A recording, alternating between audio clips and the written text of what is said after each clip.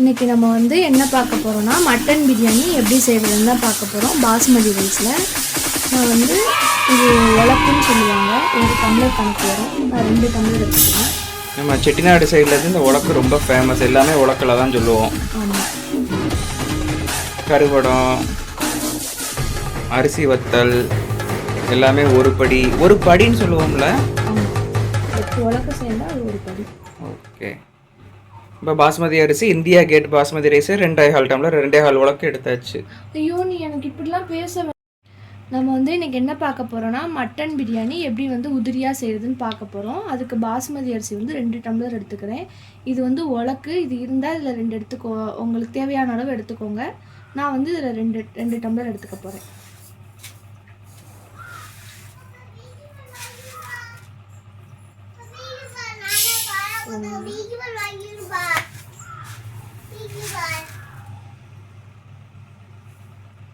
ரெண்டு டம்ளர் வந்து எடுத்துக்கிறோம். ஃபஸ்ட்டு வந்து பிரியாணி செய்கிறதுக்கு முன்னாடி 1 டம்ளருக்கு 1.5 டம்ளர் கணக்கு மேனி தண்ணி வச்சு நல்லா கொதிக்க வச்சிடலாம். ஃபஸ்ட்டு நேற்று ஆர்வ வாட்டரில் நல்லா கழுவிக்கலாம். நல்ல தண்ணியில் கழுவினா கொஞ்சம் நல்லாயிருக்கும், அரிசி வந்து உடையாமல். எப்போவுமே போட்டு ரொம்ப வந்து அரிசியை நொறுக்காமல் இப்படி பூ போல் வந்து களைஞ்சோன்னா அப்படியே உதிரி உதிரியாக இருக்கும் அரிசி. வந்து 2 தடவைக்கு மேலே அரிசியை கழுவாதீங்க. 1 டம்ளர் அரிசிக்கு 1.5 டம்ளர் தண்ணி, பாஸ்மதிக்கு அதான் கணக்கு. நான் இப்போ வந்து 3 டம்ளர் தண்ணி ஊற்றி நல்லா கொதிக்க வச்சுக்கணும். தண்ணியை மட்டும் கழுவுன அரிசி வந்து இந்த இடத்துக்கு தண்ணியை நல்லா இருத்துட்டு அரிசியை வச்சுருக்கேன். இப்போ இதை வந்து நல்லா கொதிக்க வச்சுக்கலாம். கேஸ் தட்டுப்பாடு வரவும் இண்டக்ஷன் ஸ்டவ் யூசேஜ் தான் எல்லார் வீட்லேயும் அதிகமாக போயிட்டுருக்கு. என்ன? ஆமாம்.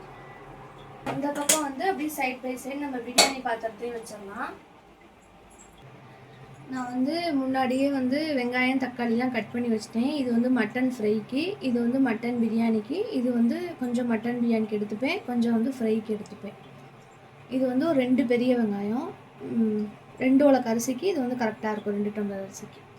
இப்போ வந்து எண்ணெய் ஊற்றிக்கலாம்.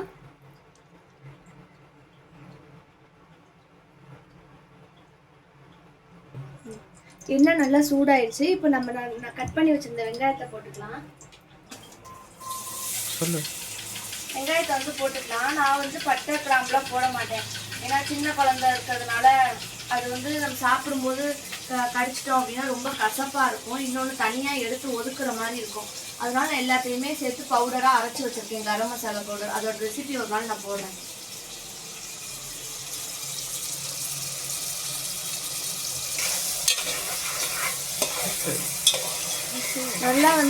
நல்லா வதக்கிக்கலாம், கோல்டன் ப்ரௌன் ஆகுற வரைக்கும். ரொம்ப கருக விட்டுற வேண்டாம், கலர் மாறினா போதும்.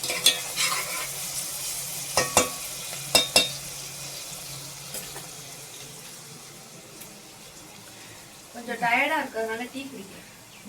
நம்ம மீம்ஸில் வரது உண்மைதான் போல. இந்தியாவில் மட்டும் 45 டிகிரி வெயில் அடித்தாலும் அந்த உச்சி வெயிலையும் டீ குடிக்கிறது தான் சொல்லி மீம் போட்டுக்கிட்டே இருப்பாங்கல்ல. அதை அப்படியே ரியலாக பண்ணுறீங்களே. நீங்கள் ஒரு இந்திய பிரஜை தான். ஐயோ, இங்கே பாருங்களேன், இங்கே வந்து செவரொட்டி வந்து ஃப்ரீயாக கொடுப்பாங்கங்க. நம்ம ஊர்லலாம் கொள்ள காசு விற்கிதுல்ல, 150 ரூபா, 200 ரூபா, 300 ரூபாய்க்கு கூட நம்ம கன்சீவாக இருக்கப்பெல்லாம் செவரொட்டி வாங்கி சாப்பிட்ருக்கோம். ஆனால் இந்த ஊரில் வந்து மட்டனுக்கு மட்டும்தாங்க காசு. ஆடோட ரத்தம் சாப்பிட மாட்டாங்க, ஆட்டுக்குடல் சாப்பிட மாட்டாங்க, அது மாதிரி ஆட்டோட தலை சாப்பிட மாட்டாங்க, கால், அதுக்கப்புறம் வந்து செவரொட்டி, இது எதுவுமே விற்பனைக்கு இல்லைங்க. கறி மட்டும்தான் விற்பனைக்கு. செவரொட்டி போய் நம்ம ஒரு 1/4 கிலோ கறி வாங்கணும்னா இந்தாங்க செவரொட்டி எடுத்துகிட்டு போங்கன்றுவோம். 2 செவரொட்டி 3 செவரொட்டி ஃப்ரீயாக கொடுப்பாங்க. கன்சீவாக இருக்க டயத்துலலாம் ஒரு 10 கடை இருக்குங்க பக்கத்தில் 1ஆம் நம்பர் 2ஆம் நம்பர் கடைன்னு. 10 கடையில் செவரொட்டி கேட்டால் சும்மா தூக்கி பைக்கில் போட்டு கொடுத்து விட்டாங்க. தமிழ்நாட்டில் தான் நம்ம முதல் நாளே போய் புக் பண்ணி வச்சுட்டு வரணும். காலையில் 5:30 மணிக்கே போகணும். நிறைய இடத்துல கிடைக்க மாட்டேங்குது. ஏன் 1 கிலோ 2 கிலோ மட்டன் வாங்குறானோ அவனுக்கு தான் ப்ரையாரிட்டி கொடுப்பாங்க. இப்போ வந்து வெங்காயம் இந்த அளவுக்கு வதங்கினா போதும். இதை வந்து இஞ்சி பூண்டு பேஸ்ட் போட்டுக்கலாம், தக்காளி போடக்கூடாது. இந்த மெத்தடில் செஞ்சு பாருங்க, பிரியாணி உண்மையாக சூப்பராக இருக்கும். இஞ்சி பூண்டு பேஸ்ட் வந்து நான் ஒரு சின்ன ஸ்பூனுக்கு ஒரு 3 ஸ்பூன் போட்டுக்கிறேன். இந்த ஸ்பூன் இது கரெக்டாக பார்த்தீங்கன்னா 2.50 mlன்னு போட்டிருக்கு. 2.5 கிராம் வரும்னு நினைக்கிறேன். 2.50 இல்லம்மா 2.50 2.50. பாயிண்ட்டுக்கு அப்புறம் வரதை வந்து 50 15 சொல்லக்கூடாது. உங்களுக்கு கணக்கு டீச்சர் சொல்லி தரலையா? எனக்கு கணக்கு வராதுங்க. நல்லது. எக்ஸாக்ட் மெஷர்மெண்ட்டோட சொல்லணும்னு சொன்னா என்னை கலாய்க்கிறீங்க என்ன? வாசனை கமகமான்னு வர ஆரம்பிக்குது. அப்படியே இஞ்சி பூண்டு பேஸ்ட் போட்டாலே பிரியாணி வாசம் வந்துருது இல்ல? ஆமா, இன்னும் அரிசி மசாலா போட இஞ்சி பூண்டு பேஸ்ட்டுக்கு அந்த வாடை நெய் வாடை எல்லாம் கலந்து அடிக்குது. ஆமா, நெய் இன்னும் ஊத்தவே இல்லை, அதுக்குள்ள நெய் வாடை வந்துருச்சா? நெய் போடாம தான் இன்னைக்கு உங்களுக்கு பிரியாணி. அடுத்து என்ன தக்காளி போட போறீங்களா? ஆமா, அடுத்து வந்து தக்காளி போட்டுக்கலாம். மட்டன் பிரியாணிக்கு தக்காளி கொஞ்சம் கம்மியா தான் போடணும். இது போதும். தண்ணி கொதிச்சிருச்சுன்னு நினைக்கிறேன். இண்டக்ஷன்ல ஆஃப் பண்ணிட்டேன். கொதிக்கும். நல்லா வதக்கிக்கலாம். நல்லா வெந்து சாஃப்ட் ஆகணும், எல்லாம் ஒன்றா பேஸ்ட் மாதிரி ஆகணும். அப்போதான் நல்லா இருக்கும். சொல்ல மறந்துட்டேங்க, மட்டனில் வந்து மஞ்சத்தூள், இஞ்சி பூண்டு பேஸ்ட்டு, கொஞ்சோண்டு உப்பு போட்டு ஏற்கனவே வேக வச்சுட்டேன். இந்த மாதிரி நல்லா வேக வச்சுட்டேன். ஏன்னா சிக்கன்னா நம்ம அப்படியே போடலாம், மட்டன் வந்து கொஞ்சம் சாஃப்டாக இருந்தால் தான் நல்லாயிருக்கும். நம்ம வந்து அப்படியே பிரியாணியில் போட்டோன்னா அது ஒரு 10 நிமிஷத்தில் ரொம்ப வேகாதுல்ல, அதனால ஒரு 5 விசிலுக்கு வச்சு வேக வச்சுட்டேன். கொஞ்சத்தை வந்து பிரியாணி செய்ய போகிறேன், கொஞ்சத்தை வந்து சுக்கா செய்ய போகிறேன். தண்ணி வந்து நல்லா கொதிக்குதுல்ல, இப்போ என்ன பண்ணணும்னா இந்த தண்ணியை வந்து இந்த அரிசியில் ஊற்றிட்டு மூடி வச்சிடணும்.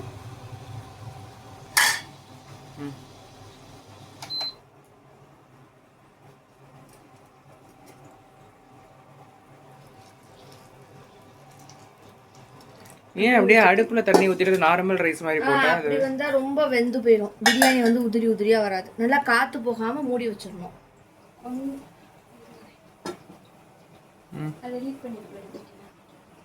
டெலீட் பண்ணிடு. தனி மிளகாத்தூள் வந்து ஒரு 2 ஸ்பூன் போட்டுக்கிறேன். பிரியாணில வந்து அடுத்தடுத்து என்ன போடணும் அந்த மெத்தட் மட்டும் தெரிஞ்சுட்டா போதும், சூப்பரா நம்ம பிரியாணி செஞ்சிடலாம். மட்டன் பிரியாணி இன்னைக்கு செய்யறத பார்க்கும்போது நமக்கு நேற்று பூரி கோயிலுக்கு போயிட்டு வந்தப்போ தாபா ஹோட்டலில் போய் ஒரு ஹோட்டலில் தெரியாமல் போய் உட்காந்து மட்டன் பிரியாணி வேணும்னு. ஆமா, என்ன ரேட்டு அதுக்கு? கடையில சாப்பிட்றதுக்கு வீட்லயே சாப்பிடலாம் போல. ஒரு சின்ன பவுல்ல தாங்க கொடுத்தாங்க, அதுலயும் 2 பீஸ் ஒரு முட்டையை வச்சு மேல ரைஸுங்க. ஒரு 2 வாய் தான் ரைஸ் இருக்கும். நம்ம இவ்வளவு எடுத்தோம்னா கூட 619 ரூபாய் ஒரு பிரியாணி பவுல். அதை விட மேடம் வந்து சிக்கன் கிரேவியில எது பெஸ்ட் கிரேவியோ அவங்க இதில் கொடுங்கன்னு சொன்னாங்க. கொடுத்தா 1319 ரூபாய்க்கு ஒரு மகாரம். அது வந்து எங்களோட ஒரு பையன், பேச்சுலர் பையன் டூருக்கு வந்திருந்தாப்ல. அந்த பையன் தான் சொன்னாப்ல ரொட்டியும் சிக்கன் கிரேவியும் ஆர்டர் பண்ணாப்ல. கிரேவி கொண்டு வந்து கொடுக்குறாங்க 1319 ரூபாய். 4 பீஸ் சிக்கனு, கிரேவி இருக்கு, அவ்வளவுதான். இதுக்கு இவ்வளவு காசு கொடுத்து நம்ம சாப்பிட்றதுக்கு வீட்லயே சாப்பிடலாம். ஹோட்டல்ல எல்லாம் சொல்ற மாதிரியா இருக்கு. 1 கிலோ மட்டனே 800 ரூபா தான். வீட்டுக்கு வாங்கினா திருப்தியா சாப்பிட்டு போயிடலாம். இத்தனைக்கும் அது சிக்கன் கிரேவி தான். 1319 ரூபாய்ன்னு சொன்னது chicken gravy. Maharaja chicken gravy அவனுடைய பெஸ்ட் கிரேவின்னு சொல்லி 1319 ரூபா போட்டான். இத்தனைக்கும் அது வாயிலே வைக்க முடியல. அப்பா வளர்க்க முடியாத எக்ஸ்பீரியன்ஸ். மிளகாத்தூள் போட்டு நல்லா வதக்கிக்கணும். பாத்தீங்களா நல்லா ரெட் கலர்ல இருக்கு. சக்தி மிளகாத்தூள் தான் நான் யூஸ் பண்றேன். நீங்க எந்த பிராண்ட் வேணாலும் யூஸ் பண்ணிக்கோங்க. இது வந்து ஐஸ்கிரீம் ஸ்பூனுங்க. இதுக்கு வந்து நான் ஒரு 2.5 ஸ்பூன் போட்டேன். புதினாவே மல்லியும் நல்லா கழுவி வாஷ் பண்ணி வச்சுருக்கேங்க. இது அப்படியே வந்து அதில் போட்டுக்கலாம். பக்கத்தில் பார்த்தீங்களா நல்லா பேஸ்ட் மாதிரி ஆயிடுச்சு. கலரே பாருங்க எப்படி சூப்பராக மசிஞ்சிருச்சு. அப்படியே நல்லா எல்லாமே ஒன்னோட ஒன்று அப்படியே தகன்னு இருக்கு பாருங்க. வெயிலுக்கு கொஞ்சம் எல்லாரும் காரம் கம்மியாகவே சாப்பிடுங்க. முடிஞ்ச அளவு வீட்டிலே இருங்க. வெளியில் போகிற வேலையை குறைச்சிக்கோங்க. நல்லா நிறைய மோர் குடிங்க. பாடி ரொம்ப டீஹைட்ரேட் ஆகிடும். அது மாதிரி நம்ம தமிழ்நாட்டில் இருக்கிறவங்க அங்கே தமிழ்நாட்டில் இருக்கும்போது ருசியாக சாப்பிட்டு பழகியிருப்போம். ஆனால் புவனேஸ்வர் வந்துட்டு இப்போ நாங்கள் புவனேஸ்வரில் இருக்கோம்.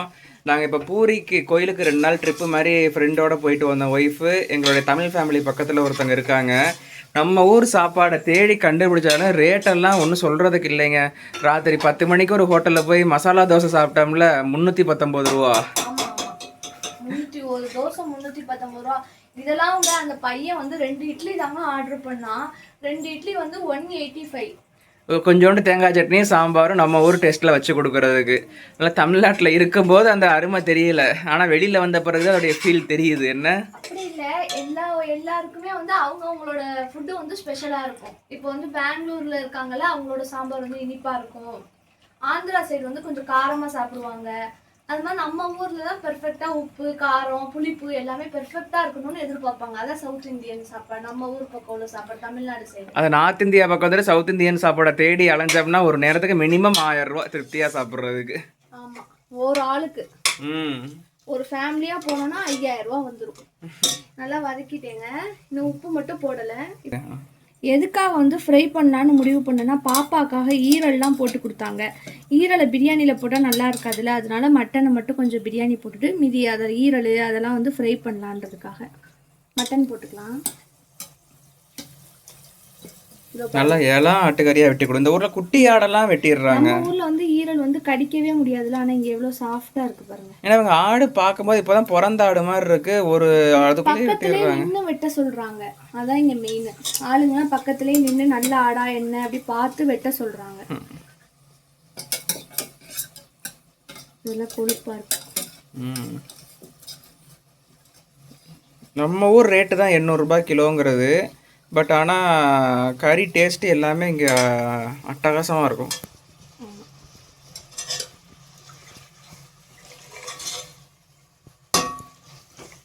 ஒவ்வொரு ஊர்லேயும் நமக்கு ஒரு சில பெனிஃபிட்டும் இருக்குது, ஒரு சில ட்ராபேக்கும் இருக்குது. ஆமாம், எல்லாத்துலேயும் நம்ம வந்து வாழை அட்ஜஸ்ட் பண்ணி கற்றுக்கணும். கல்யாணம் பண்ணும்போது தமிழ்நாட்டில் இருந்தோம், அப்புறம் ஆந்திராவை பார்த்தோம், இப்போ ஒடிசாவை பார்த்தாச்சு. இதை வந்து ஃப்ரை பண்ணிக்கலாம். இப்போ ஒடிசாவுக்கு அடுத்த ஊருக்கு கிளம்ப போகிறோம். ஆமாம், இன்னும் 2 மாதம் தான் இந்த ஊருக்கு பாய் பாய் சொல்லிடலாம். அப்புறம் மறுபடியும் ஆந்திரா. ஆமாம், ஆந்திரா போயிட்டோம்னா சவரொட்டிலாம் இப்படி கிடைக்காது சீப்பாக. ஆமாம், வேக வச்ச எசன்ஸும் கொஞ்சம் ஊற்றிக்கலாம், அப்போ தான் அந்த டேஸ்ட்டு வரும்.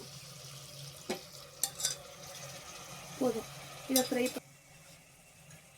உப்பு போட்டுக்கலாம். இப்போ தேவையான அளவுக்கு வந்து உப்பு இன்னும் கொஞ்சோண்டு, ஏன்னா அரிசிக்கும் தேவையானது போடணும்ல. பிரியாணியில் என்னென்னா வந்து எதையுமே மறக்காமல் எல்லாத்தையும் 1 by 1 ஞாபகம் வச்சு போட்டுட்டு எல்லாம் கிண்டுறது ஃப்ரை பண்ணுறது மட்டும்தான். பிரியாணி மாதிரி ஒரு ஈஸியான வேலை வேறு எதுவுமே இல்லை. எல்லாம் கட் பண்ணி எடுத்து வச்சுக்கிட்டீங்க, மறக்காமல் வச்சுக்கிட்டீங்க அப்படின்னா டக்குன்னு பண்ணிடலாம். இன்னும் தயிர் மட்டும் ஊற்றலை, கொஞ்சம் வந்து நல்லா வதங்கட்டும், அப்புறம் தயிர் ஊற்றலாம். எனக்கு மஷ்ரூம் பிரியாணி தான்ப்பா ஈஸியாக போட வரும். 2 பச்சை மிளகா போட்டுக்கலாம். பச்சை மிளகாய் கீராமல் அப்படியே போட்டேன். ஆமாம், கீரி போட்டால் உள்ள விதையெல்லாம் இருக்குல்ல. இந்த ஊர் மிளகா வந்து ரொம்ப காரமாக இருக்குது, அதனால சும்மா ஒரு ஃப்ளேவருக்காக ஒரு 2 மட்டும். இல்லை கலர் பார்த்தீங்களா எப்படி இருக்குன்னு. மட்டன் ஸ்மெல்லு தூக்குது. இப்போ வந்து இது வந்து கரம் மசாலா. நான் வந்து பட்டை கிராம்பு ஏலக்காய் சோம்பு இது எல்லாத்தையும் ஒன்றா வந்து மிக்ஸ் பண்ணி அரைச்சே வச்சுட்டேன். ஏன்னா நம்ம இதோட பெனிஃபிட்டும் நம்மளுக்கு கிடைக்கும்ல. நம்ம இப்போ எடுத்து தனியாக வைக்க மாட்டோம், ஒதுக்க மாட்டோம்ல, அப்படி சேர்த்து சாப்பிட்றதுக்காக. இது வந்து ரொம்ப போட வேணாம், கசக்கும் கொஞ்சமாக.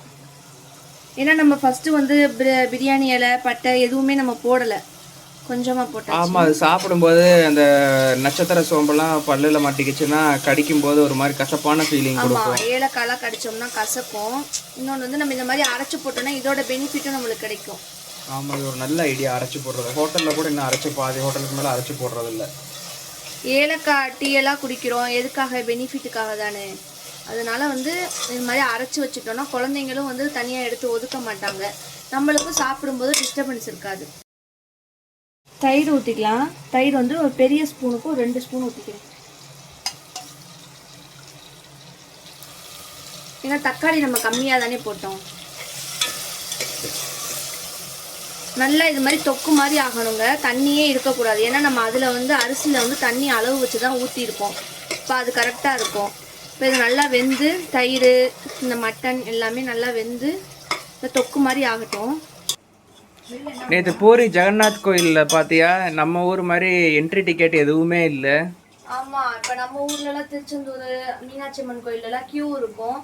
1000 ரூபா டிக்கெட்டு 500 ரூபா டிக்கெட்டுன்னு விடுறாங்கல்ல. இங்கே வந்து டிக்கெட்டுக்கு காசே இல்லைங்க. எவ்வளோ கூட்டம் வந்தாலும் எவ்வளோ பேர் வந்தாலும் ஒரே இலவசம்தான், ஃப்ரீயாக போய் பார்த்துக்கலாம். ஆனால் கூட்டம் சரியான கூட்டங்க. குழந்தைய வச்சுட்டு நான் போகல, நான் வெளியில் வெயிட் பண்ணிட்டு இருந்தேன். இவங்கெல்லாம் போயிட்டு சாமி கும்பிட்டு வந்தாங்க. ஏதோ ஜெகநாதன் வந்து என்ன பார்க்கவே விட மாட்டேங்கிறாரு. 2வது அட்டெம்ப்ட். ஆமா, ஃபர்ஸ்ட் அங்க அம்மா அப்பா வந்திருந்தாங்க. அப்பயும் காலைல 4 மணிக்கு போனோம். இதே மாசம் தான் போன வருஷம் போனது. அப்பயும் பார்க்க முடியல. இந்த தடவை மத்தியானம் போனோம், பார்க்க முடிஞ்சது. ஆனா கூட்டம், குழந்தைய வச்சுட்டு நான் சிங்கி நம்மளால பார்க்க முடியாதுன்னு சொல்லிட்டு நான் வெளியில உட்காந்துருக்கேன்.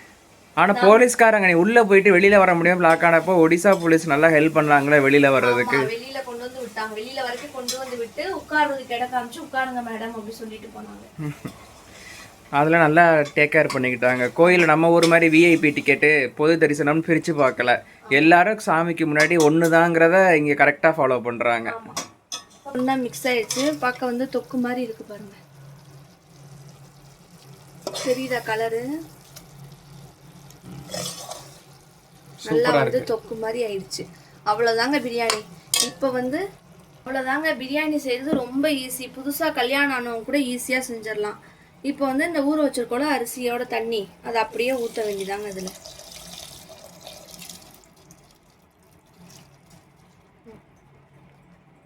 அரிசி இப்படி சுடுதண்ணியில் போடும்போது அரை வேக்காடாக வெந்துடுது இல்லையா? சாஃப்ட் ஆயிடும். வேகாது, அரிசி வந்து சாஃப்ட் ஆயிடும். இந்த மாதிரி நல்லா வந்து மிக்ஸ் பண்ணிவிட்டு ரொம்ப போட்டு கிண்டாதீங்க, அரிசி உடஞ்சி போயிடும். கரண்டியை கொடுக்கும்போது இப்படி கடைசியில் இருந்து கொடுத்துட்டு சும்மா அப்படி ஒரு மிக்ஸ் வந்து நடுவில் வந்து எடுத்துடணும். அவ்வளோதான், முடிஞ்சது. ரொம்ப போட்டு கிண்டக்கூடாது அரிசியை. ஓகே, நீ மூடி போட்டு தம் வச்சிடலாம். இவ்வளோ நேரம் வந்து லோ ஃப்ளேமில் இருந்ததில்ல, இப்போ வந்து ஹை ஃப்ளேமில் வச்சிடணும். ஹை ஃப்ளேமில் வச்சுட்டு ஒரு 5 நிமிஷம் அப்படியே மூடி போட்டு பேசாமல் விட்டுருணுங்க. அதுக்கப்புறம் எப்படி இருக்குன்னு பார்ப்போம். என்னம்மா பண்ணிட்டு இருக்க? பாப்பாவுக்கு தொட்டிலாட்டுறியா? இத்தனை நாளாக ஒரு 4 வருஷமாக பாப்பா பாப்பா பாப்பான்னு சொல்லி தொட்டியில் செயற்கையாக கட்டிக்கிட்டு ஆடிக்கிட்டு இருந்தேன் இமேஜின் பண்ணி. இப்போ உண்மையாக பாப்பா வரவும் ஜாலியாக ஆட்டிக்கிட்டு இருக்கேன். என்ன சிரிப்பா பாரு. ஆட்டு ஆட்டு, தூங்க வையே. செவத்தில் இடிச்சிடாம ஆட்டு. என்ன? ஓகே, மெதுவா மெதுவா. நல்லா பாருங்கள், இந்த சைடில் வந்து புகை வரணும். புகை வந்துருச்சு, நல்லா வந்துச்சு அப்படின்னா வந்து வெந்துருச்சுன்னு அர்த்தம். நம்ம வந்து அப்போ அடுப்பை ஆஃப் பண்ணிக்கலாம். இன்னும் 2-3 நிமிஷத்தில் அடுப்பை ஆஃப் பண்ணிக்கலாம். லைட்டாக தெரியுதுன்னு நினைக்கிறேன் உங்களுக்கு புகை வர்றது. தெரியுதா? இந்த பாருங்கள், நல்லா புகை வந்துருச்சு. நான் வந்து அடுப்பை வந்து ஆஃப் பண்ணிட்டேன். ஆஃப் பண்ண உடனே வந்து அவசர அவசரமாக ஓப்பன் பண்ணிடக்கூடாது. நல்லா ஒரு 5-10 நிமிஷம் அப்படியே விட்டுருங்க. அதுக்கப்புறம் ஓப்பன் பண்ணி நான் எப்படி இருக்குன்னு சொல்லிட்டு உங்களுக்கு காட்டுறேன். அப்படியே சைட் பை சைடு வந்து மட்டனும் ரெடி ஆகிட்டுருக்கு. வேக வச்ச தண்ணியோடு ஊற்றினா டேஸ்ட்டாக இருக்கும்னு சொல்லிட்டு அப்படி பண்ணியிருக்கேன். நல்லா கொஞ்சம் நல்லா ட்ரை ஆகி வரட்டும். ஓப்பன் பண்ணி பார்க்கலாம் எப்படி இருக்குன்னு. பாருங்கள், சூப்பராக வந்து வெந்துருச்சு. வாவ், செமையாக வந்துருக்கு உதிரி உதிரியா. சூப்பராக இருக்குல்ல? நல்லா உதிரி உதிரியாக இருக்கும். இதே மாதிரி செஞ்சு பார்த்துட்டு நீங்களும் வீட்டில் எப்படி வந்துச்சுன்னு சொல்லி சொல்லுங்கள். அடியில் கூட பிடிக்காம இருந்திருப்பாருங்க. சூப்பராக இருக்கு. அடியில் கறி பிடிக்கவே இல்லை. சூப்பராக வந்துருக்கு பார்த்தீங்களா?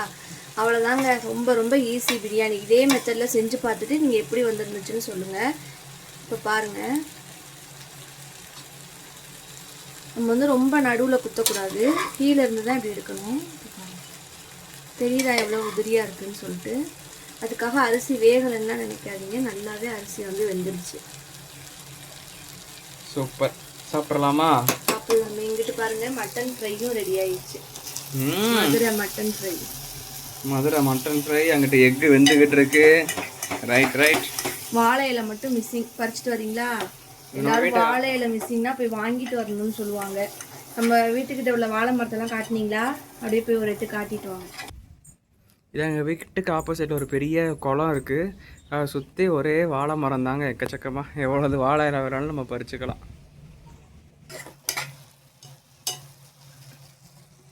செஞ்சு பார்த்துட்டு எப்படி வந்துருச்சுன்னு மறக்காமல் வந்து கமெண்ட்டில் சொல்லுங்கள். எங்களோட வீடியோஸ் உங்களுக்கு பிடிச்சிருந்துச்சு அப்படின்னா சப்ஸ்கிரைப் பண்ணி வச்சுக்கோங்க, லைக் பண்ணுங்கள், ஷேர் பண்ணுங்கள். அது மாதிரி வந்து கமெண்ட் பண்ண மறந்துடாதீங்க.